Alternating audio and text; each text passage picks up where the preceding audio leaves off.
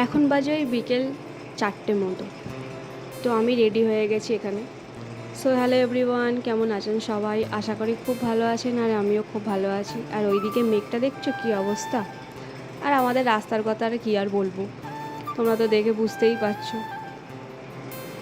মানে একটু যদি ব্যাঙেও হিসু করে দেয় তাহলেও মনে হয় এই জায়গায় জল জমে যাবে।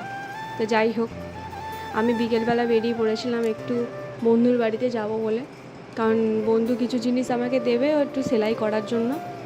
তো ভাবলাম সময় যেকালে আছে তাহলে একটু বেরিয়ে আসি বলে একাই বেরিয়ে গেছিলাম।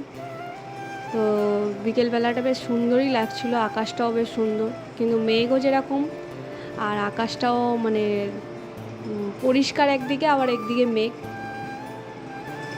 তো তারপর এইদিকে দেখছি গাছটাতে প্রচুর পরিমাণে জাম হয়ে আছে, এটা বুনো জাম, মানে একটু কষ্টা কষ্টা মতন খেতে।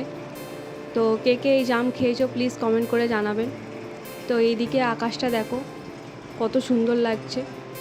আর তো এই যে টুকটুক করে হাঁটতে হাঁটতে চলে এসেছি আমি বন্ধুর বাড়িতে।